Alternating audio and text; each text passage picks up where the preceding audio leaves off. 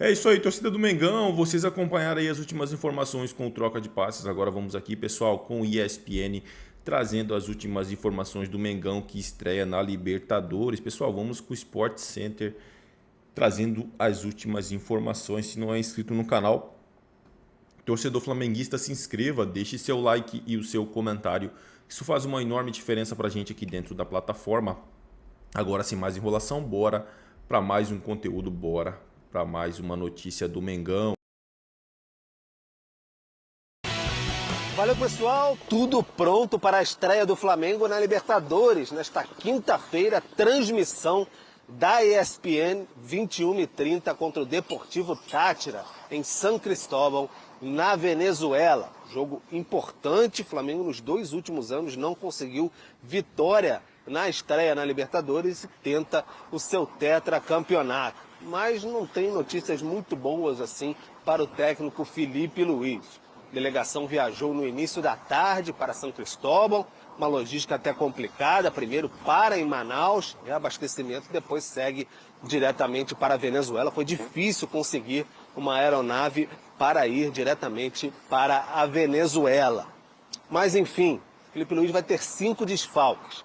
O Plata teve um problema ali de desgaste depois da data FIFA, foi reavaliado, também apresentou ali um quadro de febre, problema, enfim, de garganta e tudo mais, fica fora dessa relação. O Wesley também foi vetado da partida por conta do desgaste na data FIFA, até jogou na estreia do Brasileiro, fica fora, também é desfalque para Felipe Luiz. Além disso, o trio Gerson, problema muscular, sente, não é uma lesão, mas ficou fora dos 2 últimos jogos. Seleção brasileira, também a estreia do Flamengo no Brasileiro. O Arrascaeta, lesão muscular na data FIFA pelo Uruguai. E o Danilo, que já vem fora há bastante tempo, desde o Campeonato Carioca, permanecem no Rio de Janeiro para tratamento e aí, quem sabe, poder jogar na sequência da temporada. Tem vitória no fim de semana pelo Campeonato Brasileiro e na próxima semana, Central Córdoba, no Maracanã, pela Libertadores. Então o Flamengo vai com esses desfalques, mas com a esperança, com a força, o preparo ali do técnico Felipe Luiz para estrear com uma vitória nesta Libertadores e aí iniciar o sonho do tetracampeonato da competição. Quinta-feira também com um super duelo brasileiro na Conmebol Libertadores, o encontro de Bahia. Aí, Pedrosa. O que é? Queria falar do meu fogão. Vou falar do Mengão do Venê. Vou até tirar meu óculos. Tá. Tem estreia da Libertadores. Libertadores é uma competição. Olha, eu vou ser sincero, Fernando de Amaia, tô tranquilo. Tá tranquilo? Tô tranquilo. Eu não, tô nervosa. Eu acho que até porque o maior adversário do Flamengo para esse duelo de quinta-feira será a logística, não é nem o próprio adversário. E o Flamengo estreia na Libertadores. O jogo do Flamengo é na quinta, um jogo que vai ser lá na Venezuela. A equipe já começou a preparação e no treino de ontem teve um retorno de um jogador muito importante. A gente vai ver a reportagem e na volta, Venê, tem drone. Tem drone? A melhor notícia que o torcedor rubro-negro poderia ouvir. Rodou. Vem agora. A volta de um jogador nunca foi tão aguardada pela torcida do Flamengo. Abril chegou e esse retorno parece cada vez mais próximo. Depois de 7 meses, Pedro finalmente foi liberado para treinar com o restante do grupo. Nas redes sociais, o atacante comemorou, de volta. Estava com saudade de estar junto a todos. Pedro é desfalque no time desde setembro do ano passado, quando sofreu uma grave lesão no joelho a serviço da seleção brasileira. Durante os meses, o camisa 9 passou por diversas etapas. Esse ano ele foi liberado para iniciar os trabalhos com a preparação física no campo, o que já animou a torcida. O retorno dele seria apenas para o Mundial, em junho. No entanto, o jogador tem evoluído bem e a expectativa é que esse mês Pedro já esteja à disposição para Felipe Luiz. Contamos com o Pedro em abril. Se nada acontecer fora do previsto, né, porque ele está na fase aí final da recuperação dele, esperamos ter o Pedro em campo ainda em abril. Estamos contratando pessoas que nasceram. Posto. O jogador já vinha trabalhando com bola no campo há algumas semanas. E se tudo continuar assim, os flamenguistas logo terão camisa 9 de volta nos gramados. Durante a viagem do rubro-negro, o centroavante vai continuar treinando com um grupo que não irá disputar a Libertadores. Mesmo fora, em 2024, Pedro disputou a artilharia com 30 gols. Além de ter a melhor média desde que estreou no profissional, com 32 gols em 45 partidas. Ainda sem o camisa 9, o Flamengo se prepara para estrear na Libertadores. O time enfrenta o Deportivo Táchira, da Venezuela, na quinta-feira. A equipe viaja na quarta para começar a, quem sabe, sonhar em conquistar a América. Muito bem, Vene Casagrande, boa tarde pra você, Lucas Pedrosa, você de casa, boa tarde, #SBT Esporte Rio, assim você conversa com a gente lá no Twitter. Vene Casagrande, que boa notícia, hein? E Pedro já ali conversando com a bola, isso é uma notícia maravilhosa. Você falou na estreia do Flamengo que tá faltando ele, né, pra esse brilho do Flamengo ficar mais intenso, né? Boa tarde, Fernandinha. Boa tarde, Pedrosa, todo mundo que está aí nos assistindo. Pois é, tá faltando um jogador com as características do Pedro, aquele jogador matador. Porque atualmente no setor ofensivo do Flamengo, nenhum jogador tem essa característica de chegar na frente da área e botar a bola para dentro, perder poucas oportunidades. A gente tem visto isso, é muito mais característica, não quer dizer que o jogador seja pior ou melhor, nada a ver. O Pedro, ele é centroavante de ofício, inclusive eu considero o Pedro o melhor centroavante do futebol brasileiro.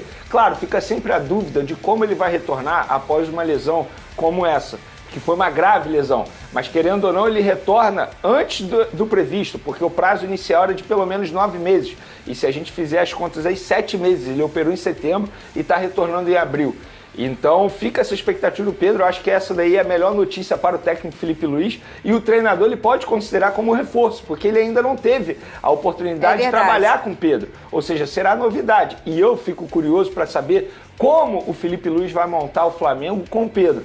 Porque se a gente analisar o Flamengo tem uma característica atualmente com o Felipe Luiz de uma marcação de uma intensidade muito grande. Embora o Pedro tenha evoluído isso já com o Tite, mas não é a principal virtude dele, essa intensidade, essa marcação a todo momento. Então o Felipe Luiz ele também vai ter que trabalhar isso, ele vai ter que se encaixar o estilo de jogo do Pedro. O Pedro tem que ser titular, isso aí sem sombra de dúvidas, ele bem fisicamente, ele tem que ser titular. Agora o Felipe Luiz ele precisa estudar e analisar o Flamengo que ele tem em mãos para poder montar a melhor equipe possível em cima do Pedro. Então, acho que é o melhor reforço que o Felipe Luiz poderia ter. Eu considero o melhor reforço, a melhor notícia do semestre, tendo o retorno do Pedro, mas fica sempre a dúvida nesse momento de como ele vai voltar. Então, o torcedor rubro-negro precisa ter um pouco de paciência em relação a isso. Esse do telão não é a melhor notícia do semestre? Não responde agora.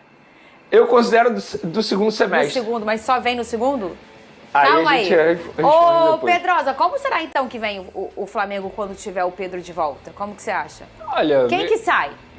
Eu acho que naturalmente o Felipe vai acabar utilizando 2 pontas e um centroavante. O Plata na direita, o Cebolinha eu acho que quando tiver 100% vai ser o titular da posição e o Pedro no ataque. Então ele vai ter que montar aí o meio-campo talvez com Pulgar, Gerson e Arrascaeta ou Pulgar, Gerson e De La Cruz.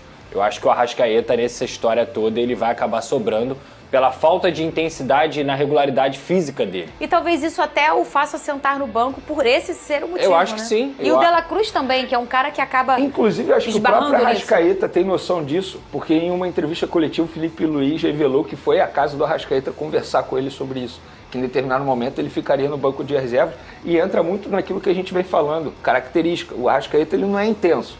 E o time do técnico Felipe Luiz é extremamente intenso. É questão de característica, não quer dizer que o Arrascaeta não serve mais. Porque em jogos em casa, eu acho que ele pode até colocar os dois, mas em jogos onde o Flamengo vai ser muito exigido, ter 2 jogadores com as características do Pedro e do Arrascaeta dificultam muito a marcação sem bola. Eles não são caras que conseguem preencher espaços muito grandes. O Pedro até se esforça, mas é lento. Então, para a equipe adversária, fazer o balanço fica mais fácil. Aí você tem o Pedro na frente, o Arrascaeta, que não marca também, atrás do Pedro, você perde 2 jogadores na marcação sem bola e isso não tem a ver com o jogo do Felipe Luiz. Vene Casagrande, tem novidades? Era disso que eu tava falando, contratação do Jorginho. Então, o colega Paparazzo Rubro-Negro noticiou primeiramente que no domingo José Boto se reuniu novamente com um dos empresários do atleta. Foi uma conversa muito mais padrão para manter os contatos.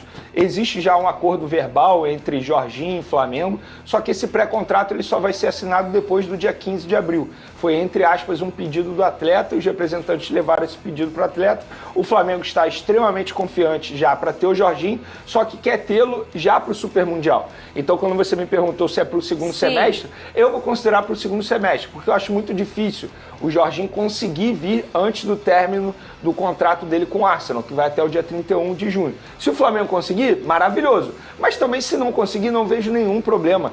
Você ter paciência, até porque é um jogador que está finalizando a temporada europeia, né? Então eu acho justo até ter uma preparação especial para ele conseguir finalizar bem o segundo semestre aqui no futebol brasileiro. Então, te respondendo, o Pedro é a melhor notícia do primeiro semestre e o Jorginho a melhor notícia do segundo semestre. E os dois, a melhor notícia do ano, talvez. Muito bem, olha aí, vamos falar do meu fogão. Meu fogão joga amanhã, hein? Faz a estreia dele também na Libertadores, a minha cavalaria alvinegra. É isso aí, torcida do Mengão. Agora vamos aqui com mais um conteúdo. O mercado da bola pegando fogo. O atacante brasileiro atrai interesses gigantes e pode ter novo destino. O jogador Richarlison vem buscando o seu melhor desempenho no time inglês do Tottenham, chamando a atenção de equipes como Fluminense, Flamengo, Palmeiras e Everton. O Flamengo, de olho na disputa do Mundial de Clubes e em todas as competições da temporada, está monitorando a situação do atacante brasileiro. Juntamente com outras equipes, o jogador pretende permanecer na Europa, mas vai considerar as propostas recebidas e optar pelo melhor projeto que lhe for apresentado, visando fechar com um time competitivo. O Everton, rival do Tottenham na Premier League, também demonstrou interesse no jogador que já atuou pelo clube. Richarlison já atuou em 14 oportunidades pelo Spurs nesta temporada, marcando 3 gols e providenciando uma assistência. Ele foi revelado pelo América Mineiro no futebol brasileiro e passou pelo Fluminense antes de se transferir para a Inglaterra, onde também defendeu o Everton antes de chegar ao Tottenham. A diretoria do Flamengo está analisando a situação do jogador brasileiro em meio à possibilidade de um acordo em breve com o jogador Jorginho. É isso aí, torcida do Mengão. O Richarlison chegaria para ser reserva do Pedro, né? Pedro que está voltando de lesão, é o titular absoluto do Flamengo. Não tem nem como comparar o Richarlison com o Pedro. Para mim, o Pedro é o melhor atacante, o centroavante do Brasil. E aí o Richarlison, uma boa contratação para a reserva aí, caso o Pedro se machuque. Porque o Flamengo sofreu muito, né, depois que o Pedro se machucou. Sem ter um cara de ofício ali, um centroavante de ofício, e o Richarlison pode fazer muito bem esse papel. É isso aí, torcedor flamenguista, agradeço a vocês pela companhia. Se não é inscrito no canal, se inscreva, deixe seu like e o seu comentário, que isso faz uma enorme diferença. Desde já agradeço, valeu!